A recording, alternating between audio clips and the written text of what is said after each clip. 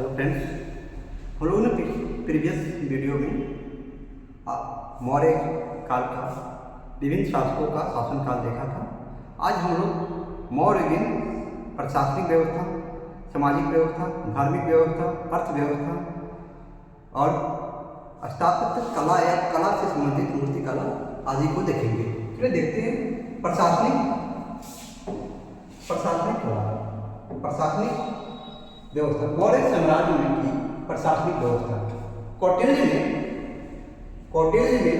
राज्य की सप्तांग विचारधारा को प्रतिपादित किया था, अर्थात राज्य के 7 प्रमुख अंग थे।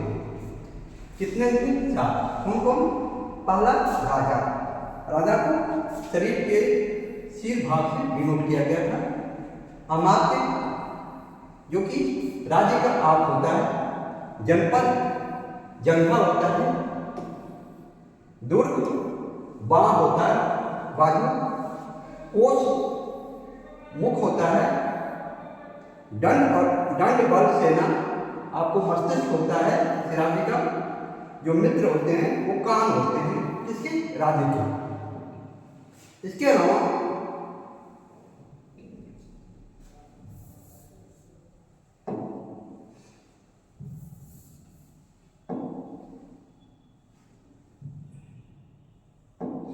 अब देखते हैं तीर्थ एवं अध्यक्ष।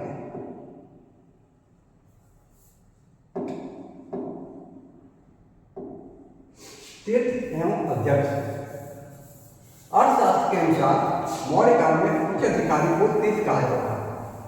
उच्च अधिकारियों को तीर्थ कहा जाता था मौर्य काल में।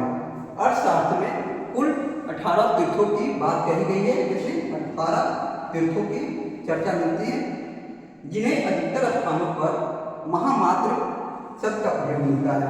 किनके लिए? उच्च अधिकारियों के लिए महामात्र है, और कौटिल्य ने उन्हें तीर्थ कहा है। इसके अतिरिक्त 26 अध्यक्षों की चर्चा मिलती है मौर्य काल में।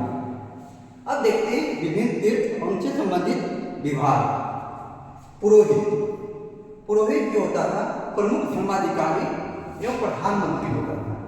मौर्य काल में पुरोहित प्रमुख धर्माधिकारी एवं प्रधानमंत्री होते थे। प्रशासक जो होते थे वो राजकीय आज्ञाओं को लिखने वाले होते थे। राजकीय आज्ञाओं को लिखने वाले प्रमुख अधिकारी को प्रशासक कहा जाता था। सेनापति सेना का प्रमुख या युद्ध विभाग का मंत्री होता था। युवराज राजा का उत्तराधिकारी। संहर्ता राजस्व विभाग का प्रधानमंत्री। संधाता राज्य के कोषाध्यक्ष को संधाता कहा जाता था। अब देखते हैं प्रतिष्ठा। फौजदारी न्यायालय का न्यायाधीश, जिन्हें कमिश्नर कहा जाता है, इसे प्रतिष्ठा कहा जाता था। नायक, सेना का संचालक या नगर रक्षा का अध्यक्ष। कर्मांतिक, उद्योगों एवं कारखानों का प्रधान निरीक्षक को कर्मांतिक कहा जाता था। दंडपाल, सेना की सामग्री जुटाने वाला प्रमुख अधिकारी। व्यवहारिक, दीवानी न्यायालय का प्रमुख अधिकारी, न्यायाधीश। नगर का प्रमुख अधिकारी या कोतवाल को नागरिक कहा जाता था। दुर्गपाल, राजकीय दुर्गों की रक्षकों का अध्यक्ष होता था दुर्गपाल। अंतपाल, सीमावर्ती दुर्गों का रक्षक। अंतपाल जो अंतिम सीमा पर होता है, इसे कहा जाता है सीमावर्ती दुर्गों का रक्षक अंतपाल। देवारी, राजमहलों की देखरेख करने वाला प्रधान। अंतर्वेशिक, सम्राट की अंगरक्षक सेना का प्रधान अधिकारी। मंत्री परिषदाध्यक्ष, ये मंत्री परिषद का अध्यक्ष होता था। 8वीं, वन विभाग का प्रधान अधिकारी को 8वीं कहा जाता था। अब देखते हैं मौर्य प्रशासन के प्रमुख अध्यक्ष और उनसे संबंधित विभाग। पन्याध्यक्ष, ये वाणिज्य का अध्यक्ष होते थे। पौतवाध्यक्ष, मापतौल का अध्यक्ष। सुनाध्यक्ष, बूचड़खाने का अध्यक्ष। सुरा अर्थात शराब और मदिरा का अध्यक्ष। कुप्याध्यक्ष, वन तथा उसकी संपदा का अध्यक्ष। सूत्राध्यक्ष, कटाई बुनाई विभाग का अध्यक्ष। लोहाध्यक्ष, धातु विभाग का अध्यक्ष को लोहाध्यक्ष कहा जाता था।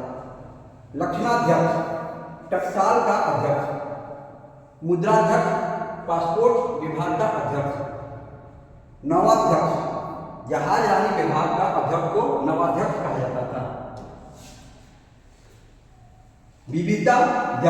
विविधाध्यक्ष चरागाह का अध्यक्ष, अक्षपटलाध्यक्ष महालेखाकार को अक्षपटलाध्यक्ष कहा जाता था। पत्नाध्यक्ष बंदरगाहों का अध्यक्ष, शुल्काध्यक्ष चुंगी एवं शुल्क विभाग का अध्यक्ष, देवताध्यक्ष धार्मिक संस्थान का अध्यक्ष को देवताध्यक्ष कहा जाता था। अब देखते हैं मौर्यकालीन प्रांत। इसमें चंद्रगुप्त मौर्य ने शासन की सुविधा हेतु अपने सम्राट को 4 प्रांतों में विभाजित किया था। पहला है उत्तरापथ जिसकी राजधानी थी तक्षशिला, दक्षिणापथ जिसकी राजधानी सुवर्णगिरी, कहाँ सुवर्णगिरी, अवंती की राजधानी उज्जैन थी। प्राचीन अर्थात मध्य प्रदेश, जो मध्य के प्रदेश थे उसे प्राचीन कहा जाता था, इसकी राजधानी पाटलिपुत्र। अब देखते हैं प्रांतों का शासन राजवंशीय कुमार या आर्यपुत्र नामक पदाधिकारी करते थे। प्रांतों को चक्र कहा जाता था और चक्र को विभिन्न मंडलों में विभाजित किया गया था। अशोक के समय प्रांतों की संख्या 4 से बढ़ाकर कितने हो गई? 5 हो गई। 5वां प्रांत उसने जो कलिंग जीता था वो था, जिसकी राजधानी तोसली थी। कलिंग की राजधानी तोसली। मौर्य प्रशासन का स्तरीय खंड किस तरह बांटा हुआ था? मौर्य प्रशासन को देखते हैं। सबसे ऊपर था केंद्र, उसके बाद प्रांत जिसका प्रमुख अधिकारी कुमार या आर्यपुत्र होते थे। प्रांतों को मंडल बांटा गया था जिसका प्रमुख अधिकारी प्रादेशिक या प्रादेशिक होते थे। मंडल को विभिन्न आहार या विषय में बांटा हुआ था। आहार या विषय। जिला प्रमुख अधिकारी विषयपति या स्थानिक कहा जाता था।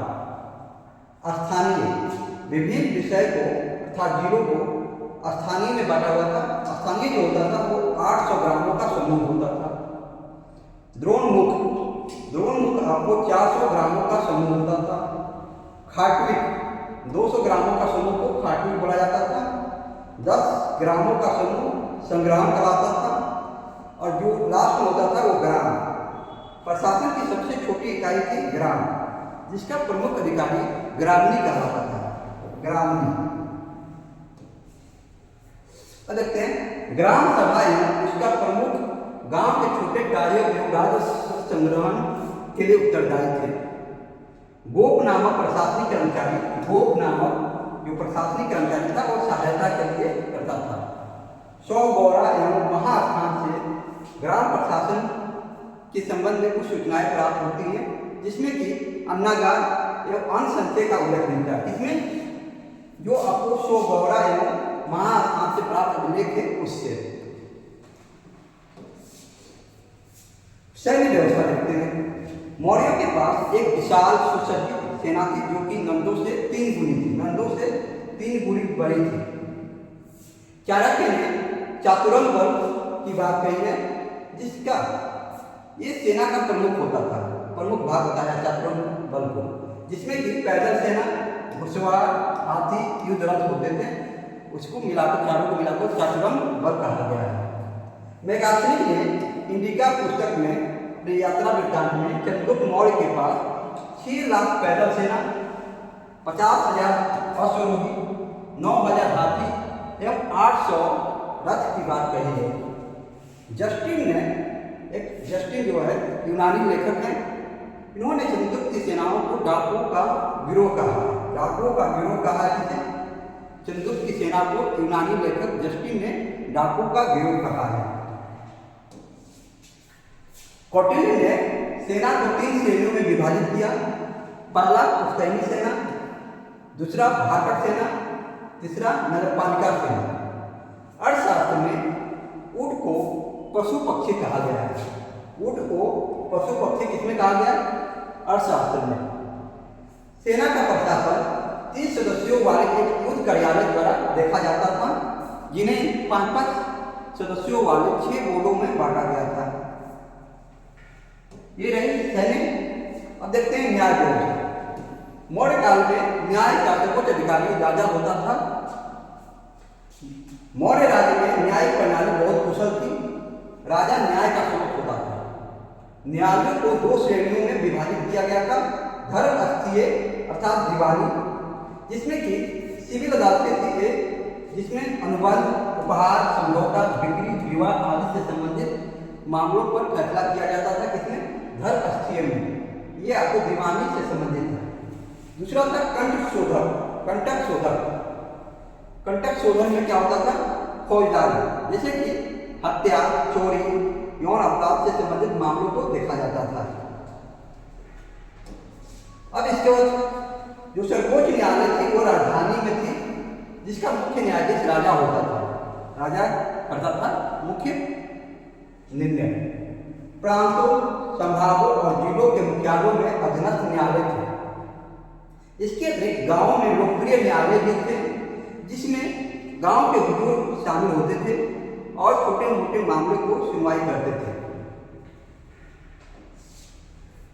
ये देखते हैं गुप्तचर की व्यवस्था। मौर्य काल में गुप्तचर व्यवस्था। गुप्तचर से संबंधित विभाग को महामात्यासक कहा जाता था। अर्थशास्त्र में गुप्तचरों को गूढ़ पुरुष कहा गया है। इसके प्रमुख अधिकारी को सर्प महामात्य कहा गया है। 2 प्रकार के गुप्तचरों का वर्णन मिलता है। पहला संस्था, जो कि संगठित होकर कार्य करते थे। दूसरा संचरा, जो को घुमक्कर थे। मौर्यकालीन समाज के बारे में देखते हैं, सामाजिक व्यवस्था के बारे में। मौर्यकालीन समाज की संरचना का ज्ञान मुख्यतः कौटिल्य द्वारा रचित अर्थशास्त्र, मेगास्थनीज की यात्रा वृत्तांत इंडिका तथा अशोक के अभिलेख एवं रुद्रदामन के जूनागढ़ अभिलेख से ज्ञात होता है। मेगास्थनीज ने समाज को 7 जातियों में विभक्त किया था। इसने मेगास्थनीज ने मौर्यकालीन समाज को 7 जातियों में विभक्त किया था। दार्शनिक, किसान, अहिर, कारीगर व शिल्पी, सैनिक, निरीक्षक तथा सभासद। ये रहे 7 जातियां, जिसे इंडिका में वर्णित किया गया है मेगास्थनीज के द्वारा। मौर्य देखते हैं वर्ण व्यवस्था। मौर्य काल में वर्ण व्यवस्था पूर्णतः विकसित हो चुकी थी। वर्ण 4 प्रकार के थे: ब्राह्मण, क्षत्रिय, वैश्य और शूद्र। उनके कार्य उनके वर्ण के अनुसार तय किए गए थे। इन 4 वर्णों के अलावा कौटिल्य ने वर्ण संस्करों की चर्चा की है। अपने अर्थशास्त्र में उन्होंने निषद, मगध, सूद, वेद, चंडाल आदि वर्ण संकरों की चर्चा की है तथा इन वर्ण संकरों को शूद्र माना है। इन वर्ण संकरों को। अब देखते हैं दास प्रथा। मेगास्थनीज तथा स्ट्रैबो एक यूनानी लेखक थे, के अनुसार भारत में दास प्रथा नहीं थी, जबकि मौर्यकालीन अर्थव्यवस्था में दासों की महत्वपूर्ण भूमिका थी। त्रिपिटक बौद्ध ग्रंथ है। त्रिपिटक में 4 प्रकार के तथा कौटिल्य ने 9 प्रकार के दासों का उल्लेख किया है। अशोक के शिलालेखों में दास और कर्मकार का उल्लेख मिलता है। किसमें? अशोक के शिलालेखों में दास और कर्मकार का उल्लेख मिलता है। अब देखते हैं स्त्रियों की स्थिति। स्त्रियों की स्थिति कैसी थी? मौर्य काल में स्त्रियों की स्थिति अच्छी थी। पुनर्विवाह व नियोग की अनुमति थी। स्त्रियों को प्रशासन में शामिल किया जाता था। स्त्री एवं पुरुष दोनों को मोक्ष अर्थात तलाक की अनुमति थी। पुरुष या स्त्री दोनों को मोक्ष अर्थात तलाक लेने का अधिकार प्राप्त था। इसके अलावा कुछ विधवाएं स्वतंत्र रूप से जीवन यापन करती थी, जिन्हें छंदवासिनी कहा जाता था। समाज में मौर्य काल के समाज में वेश्यावृत्ति की प्रथा प्रचलित थी। उसी से राजकीय संरक्षण भी प्राप्त था। स्वतंत्र रूप से वेश्यावृत्ति करने वाली स्त्रियों को रूपजीवा कहा जाता था। रूपजीवा स्वतंत्र रूप से वेश्यावृत्ति करने वाली स्त्रियों को कहा जाता था। सम्भ्रांत घर की स्त्रियां प्रायः घरों में रहती थी। ऐसी स्त्रियों को कौटिल्य ने अनिष्कासनी कहा है। अनिष्कासनी कहा है। कौटिल्य ने सती प्रथा के बारे में कोई जानकारी नहीं दी है, लेकिन स्ट्रैबो ने उल्लेख किया है कि पंजाब की कठ जनजाति, कौन सी कठ जनजाति में सती प्रथा प्रचलित थी। अब देखते हैं मनोरंजन के कई साधन थे, जैसे शिकार करना, अभिनय, जादू, नाटक, चित्रकला आदि। नागरिक जो थे वो विहार यात्रा, समाज और प्रवाहना के माध्यम से अपना मनोरंजन करते थे। प्रवाहना क्या है? ये एक सामाजिक समारोह है। प्रवाहना एक सामाजिक समारोह है। अब देखते हैं मौर्यकालीन धर्म। मौर्यकाल में वैदिक धर्म, बौद्ध धर्म, जैन धर्म तथा आजीवक धर्म प्रमुख थे। चंद्रगुप्त मौर्य थे, जैन धर्म के अनुयायी थे। बिंदुसार आजीवक और अशोक बौद्ध धर्म का अनुयायी था। परंतु अन्य धर्मों के प्रति सहिष्णुता थी। मौर्यकालीन समाज में किसी भी धर्म के साथ भेदभाव नहीं किया जाता। अशोक ने बौद्ध धर्म को अपने शासन का राजकीय संरक्षण प्रदान किया था। जनसाधारण लोग नाग पूजा, मूर्ति पूजा भी करते थे। पतंजलि के अनुसार मौर्य काल में देव मूर्तियों को बेचा जाता था तथा देव मूर्तियों को बनाने वाले शिल्पियों को देवता कारू कहा जाता था। क्या? देवता कारू कहा जाता। अशोक तथा उसके पौत्र दशरथ, इसका पौत्र अशोक का पौत्र था राजा दशरथ, ने कुछ गुफाएं आजीवकों को दान में दी थी। अशोक के समय पाटलिपुत्र में तृतीय बौद्ध संगति का आयोजन हुआ। बौद्ध ग्रंथों के अनुसार अशोक ने 84,000 बौद्ध स्तूपों का निर्माण कराया था। चंद्रगुप्त मौर्य ने श्रवण बेलगोला, जो कि कर्नाटक में, वहां जाकर जैन प्रथा संलेखना के अनुसार प्राण त्यागे थे। संलेखना में क्या होता है कि उसमें उपवास के द्वारा अपने प्राण त्याग किए जाते हैं। मेगास्थनी ने धार्मिक व्यवस्था में डायोनिसिस एवं हेराक्लिस की चर्चा की है। यहाँ डायोनिसिस शिव के लिए प्रयोग किया गया है तथा हेराक्लिस यहाँ विष्णु के लिए प्रयोग किया गया है। अब देखते हैं मौर्यकालीन अर्थव्यवस्था। मौर्यकाल की अर्थव्यवस्था के 3 स्तंभ थे, जिन्हें समृद्ध रूप से वार्ता अर्थात वृत्ति का साधन कहा जाता था। पहला था कृषि, दूसरा पशुपालन या उद्योग, तीसरा वाणिज्य एवं व्यापार। देखते हैं कृषि के बारे में देखते हैं। मौर्य काल कृषि प्रधान समाज था। भूमि पर राज्य तथा कृषक दोनों का अधिकार था। भूमि पर राज्य तथा कृषक दोनों का अधिकार था। राजकीय भूमि की व्यवस्था करने वाले प्रधान अधिकारी सीताध्यक्ष कहलाता था। कौटिल्य ने अर्थशास्त्र में कृष्ण अर्थात जुती हुई भूमि, अकृष्ट बिना जुती हुई भूमि, स्थल ऊंची भूमि का उल्लेख किया है। और देवमात्रक भूमि वह भूमि होती थी जिसमें बिना वर्षा की अच्छी खेती होती थी। बिना वर्षा की अच्छी खेती होने वाली भूमि को अवदेव मात्रक कहा जाता था।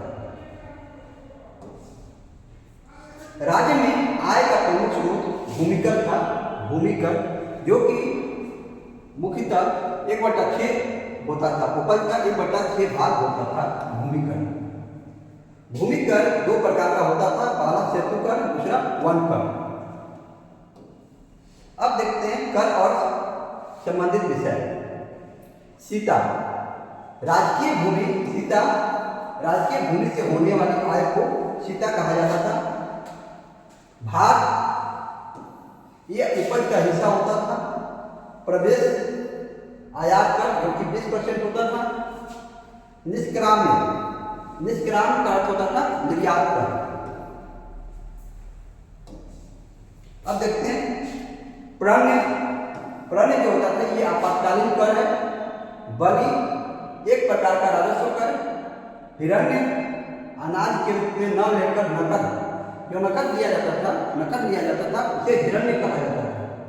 सेतुबंध, ये आपको राज्य की ओर से सिंचाई का प्रबंध होता था, उसे सेतु बंद कहा जाता था। वृष्टि, वृष्टि निःशुल्क श्रम या बेगार को वृष्टि कहा जाता था।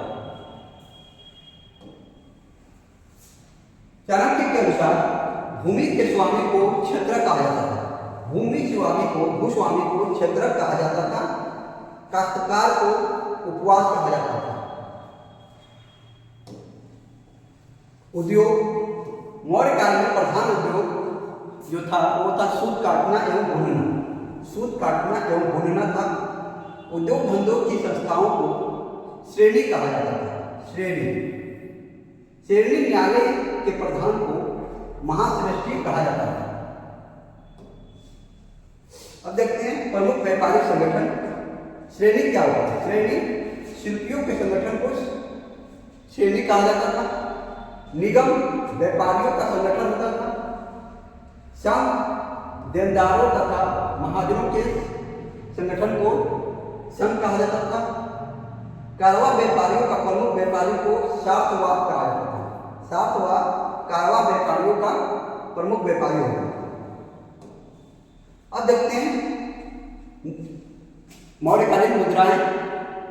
ऊपर यहाँ दिया हुआ है नाम, नाम और धातु किसका बना होता था? कसापन, कसापन, पर्ण और धारण, ये जो 3 मुद्राएं थी ये आपको चांदी की बनी हुई थी। चांदी की। सुवर्ण और निशक, सुवर्ण एवं निशक सोना की। मापक एवं काकनी, मापक एवं काकनी ये तांबे की बनी होती थी। अब देखते हैं राजकीय मुद्रा को पर्ण कहा जाता है। पर्ण, पर्ण जो होता था 3/4 तोले के बराबर चांदी का सिक्का होता था। जो पर्ण मुद्राएं थी वो 3/4 चांदी के 3/4 तोले चांदी के सिक्का होता था। मयूर, पर्वत और अर्धचंद्र की छाप वाली आहत एवं रजत मुद्राएं मौर्य काल की मान्य मुद्राएं थी। मुद्राओं का परीक्षक को, जो परीक्षण करते थे मुद्राओं का, उसको रूपदर्शक कहा जाता था। रूपदर्शक, मुद्राओं का परीक्षण करने वाले को रूपदर्शक कहा जाता था। वाणिज्य एवं व्यापार के बारे में देखते हैं। भारत का उस समय बाह्य व्यापार, जो बाह्य व्यापार था, रोम, सीरिया, फारस, मिस्र तथा अन्य पश्चिमी देशों के साथ होता था। यह व्यापार पश्चिम भारत में ब्रिकच बंदरगाह जो आपको है पश्चिम भारत में था। यह पूर्वी भारत में ताम्रलिप्ति बंदरगाह से होता था। ताम्रलिप्ति बंदरगाह से किया जाता था।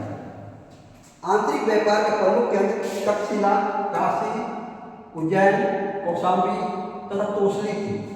तोसली आपको कलिंग की राजधानी थी। कौशाम्बी श्रावस्ती की, कौशाम्बी। तक्षशिला आपको गंधार की राजधानी। उज्जैन अवंती की राजधानी। मेगास्थनी ने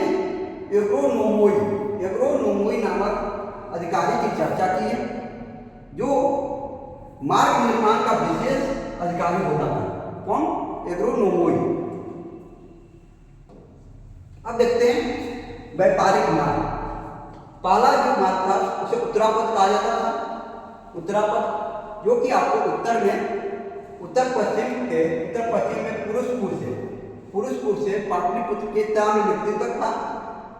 दूसरा मार्ग आपको पश्चिम में कोटक से पूर्व में कौशाम्बी के समीप उत्तरापथ मार्ग से मिलता था। तीसरा मार्ग दक्षिण में प्रतिष्ठान से उत्तर में श्रावस्ती तक। और जो चौथा मार्ग था ये आपको भृगकच्छ से मथुरा तक था। जो चौथा मार्ग था आपको ये भृग से मथुरा तक ये आपको उज्जैन से होते हुए जाता था। ये देख लीजिए यहाँ से ये प्रथम मार्ग है उत्तरापथ, ये ताम्रलिप्ति यहाँ पर है। ये आपको दूसरा पथ, ये दूसरा पथ, ये दक्षिणा पथ है। ये आपको उस समय की व्यापारिक मार्ग है। ताम्रपर्णी, श्रीलंका को उस समय ताम्रपर्णी कहा जाता था। चलिए अब आगे देखते हैं। मौर्यकालीन कला, मौर्यकालीन कला को मुख्यतः दो भागों में देखा जा सकता है, राजकीय कला एवं लोक कला। राजकीय कला के अंतर्गत राजप्रसाद, स्तंभ, स्तूप एवं गुहा विहार आते हैं। लोक कला का अर्थ है मूर्ति कला, या उस समय प्रचलित जो लोक कलाएं थी, जो स्वतंत्र रूप से कलाकार बनाते थे, उन्हें लोक कला के अंतर्गत देखा जाता है। देखते हैं पहला राजा राजप्रसाद। इसकी ओर कहाँ है? ये बिहार की राजधानी पाटलिपुत्र के कुम्हरार में, बिहार की राजधानी पटना के कुम्हरार में प्राप्त हुआ है। राजप्रसाद के बारे में विभिन्न लेखकों ने क्या कहा? एरियन, जो कि यूनानी यात्री है, इन्होंने राजप्रसाद की भव्यता का मुकाबला, उन्होंने कहा कि राजप्रसाद की भव्यता का मुकाबला सूसा एवं एक बतना की महल भी नहीं कर सकती। जो सूसा एवं एक बतना का महल है, वो भी आपको राजप्रसाद का मुकाबला नहीं कर सकता। फायान एक चीनी आदमी है जो समुद्रगुप्त के समय आए थे। उन्होंने राजप्रसाद के बारे में कहा कि ये देवता निर्मित है। पतंजलि, जो कि महाभाष्य के लेखक हैं, इन्होंने भी राजप्रसाद की प्रशंसा की। ये आपको राजप्रसाद जो कुम्हरार में अवशेष मिला उसके चित्र है। अब देखते हैं इसमें सभा भवन। राजप्रसाद के भीतर बने कई विशाल कक्षों में एक 80 स्तंभों वाला एक सभा भवन विशेष रूप से उल्लेखनीय है। जो राजप्रसाद है, इसकी छत एवं फर्श लकड़ी की बनी हुई है। अब देखते हैं स्तंभ। मौर्यकालीन स्थापत्य कला का सर्वोत्कृष्ट उदाहरण है स्तूप। यह मुख्यतः अशोक के धर्म प्रचार प्रसार हेतु भारतीय उपमहाद्वीप के विभिन्न भागों में स्थापित करवाए गए थे। ये दो प्रकार के हैं, लिपिबद्ध स्तंभ और सादे स्तंभ। सादे स्तंभ में बसार एवं रामपुरवा स्थित स्तंभ आते हैं।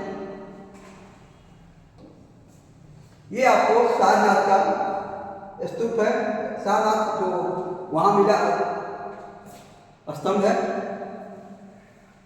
अब देखते हैं स्तंभ के बारे में। ये इसका निचला भाग, ये तना कहलाता है। इसके ऊपर होता है मेखला, ये इसके ऊपर उल्टा कमल, ये कंठ, ये चौकी जैसा आकृति होती है। सबसे ऊपर किसी भी पशु की आकृति बनी हुई है। ये आपका स्तंभ का मुख्य हिस्सा है। अब स्तंभ की विशेषताएं देखते हैं। ये एकासम पत्थर द्वारा निर्मित है, अर्थात एक ही पत्थर को काट कर बनाया गया है स्तंभ को। अधिकांशतः लाल बलुआ पत्थर, जो कि आपको उत्तर प्रदेश के चुनार एवं मथुरा से आयातित थे, द्वारा निर्मित। ये स्तंभ गोलाकार है। स्तंभों की लंबाई 20 से 50 फीट तथा वजन 50 टन होता है। स्तंभों पर जो चमकदार पॉलिश का प्रयोग किया गया है, लगता है कि ये धातु निर्मित है।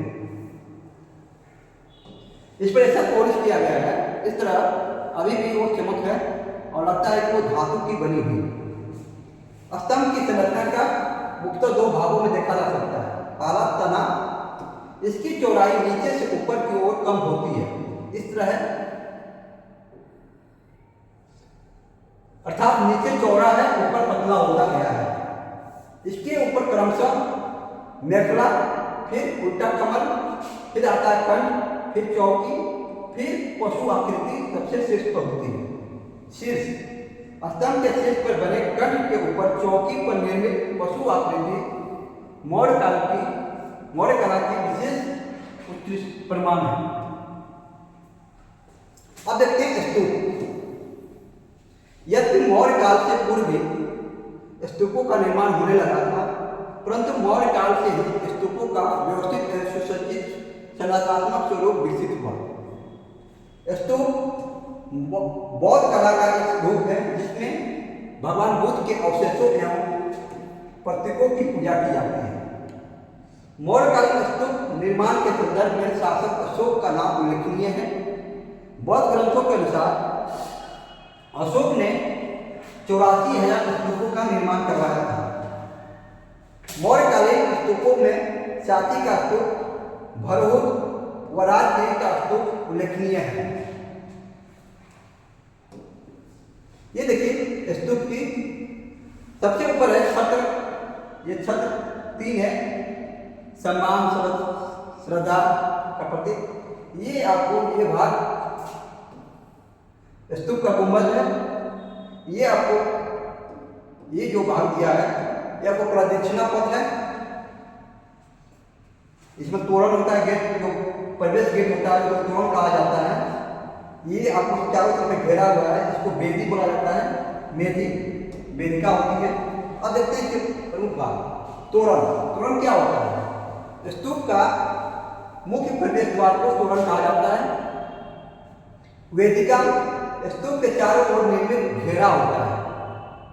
प्रदक्षिणा पथ चबूतरे एवं वेदिका के मध्य स्तूपों के चारों ओर परिक्रमा हेतु निर्मित स्थान होता है, उसे प्रदक्षिणा पथ कहा जाता है। मेदी होता है चबूतरा जिस पर कि अर्धचंद्राकार गुंबद स्थित होता है। अर्धचंद्राकार गुंबद स्थित होता है, उसको मेदी कहा जाता है। अर्धचंद्राकार गुंबद जिसके अंदर छत या बाहर पक्की ईंटों से निर्माण किया जाता है।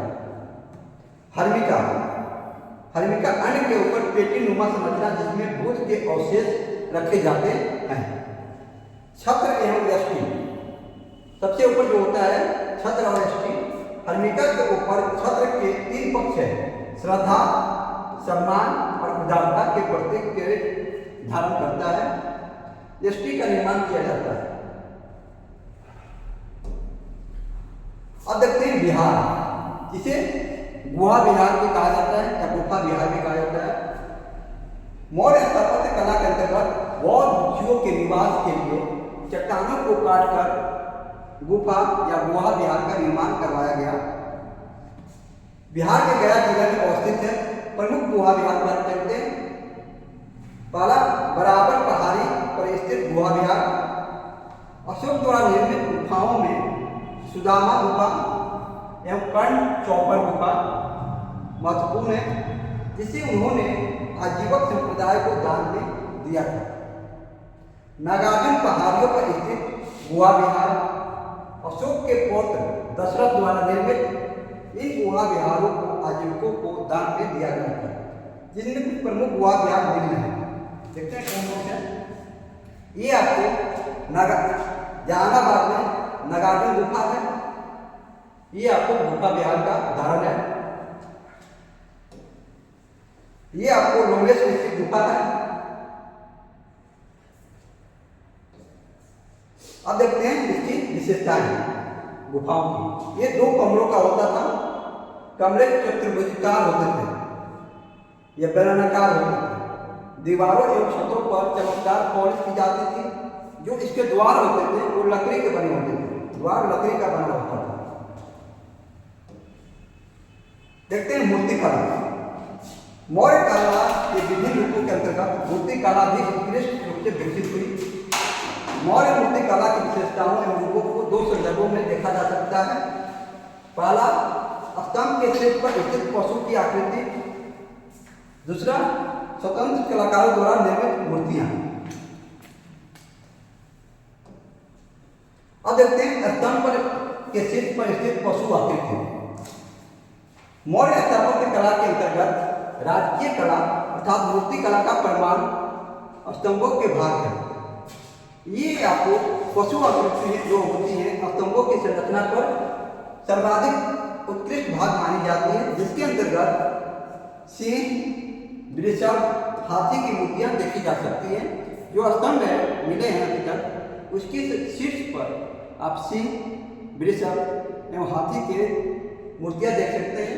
स्तंभों के ऊपर बने पशु आकृतियों में सर्वाधिक चर्चित सारनाथ स्थित सिंह की पशु जो सिंह की आकृति है वो आपको बहुत महत्वपूर्ण है। ये देखिए, ये सारनाथ जो स्तंभ है उसके शीर्ष पर सिंह का आकृति है, जिसे अब देखते हैं अन्य उदाहरण। लौरिया नंदनगढ़ में जो कि बिहार में है, वहाँ जो स्तंभ मिला है उसके शीर्ष पर सिंह की आकृति है। लौरिया अरेरा जो कि बिहार में है, वहाँ पर जो स्तंभ मिला उसके शीर्ष पर वृषभ एवं बैल की आकृति है। रामपुरवा जो स्तंभ है वो आपको बिहार में है, वहाँ पर जो स्तंभ के शीर्ष पर आकृति है वो वृषभ की है। इसके अलावा बसार जो बिहार में है, उस स्तंभ के शीर्ष पर जो आकृति मिली है वो आपको सिंह की है। शंकिसा जो शंकिसा स्तंभ है ये आपको उत्तर प्रदेश में, इसके स्तंभ के ऊपर जो आकृति मिली है वो सिंह की है। अब देखते हैं लोक कलाकार। इसमें भारतीय जनजीवन के विभिन्न पक्षों का उल्लेख मिलता है। आम लोगों की दिनचर्या के बारे में जानकारी प्राप्त होती है लोक कला से। मौर्य मूर्ति कला के अंतर्गत स्वतंत्र कलाकारों द्वारा निर्मित मूर्तियों का उल्लेखनीय स्थान है। इन मूर्तियों में यक्ष याक्षिणी की मूर्ति विशेष रूप से चर्चा में है। देखते हैं मौर्य काल में यक्षों और यक्षिणियों को लोकप्रिय कला में दर्शाया गया है। यक्ष का तात्पर्य मित्रवत प्रवृत्ति की आत्माओं से है, जिन्हें आमतौर पर प्रजनन आत्मा कहा जाता है। ये जो यक्षिणी की मूर्ति मिली है ये आपको दीदारगंज पटना में प्राप्त हुई है। अब देखते हैं दीदारगंज की यक्षिणी। ये पटना के दीदारगंज से प्राप्त हुई यक्षी की आकृति है। इसकी ये आपको बलुआ पत्थर द्वारा निर्मित है। इसका बलुआ पत्थर की निर्मित है। ये आपको अच्छे से उस समय की मूर्ति कला के बारे में जानकारी प्रदान करता है। ये आपको उड़ीसा से प्राप्त हाथी गुफा है।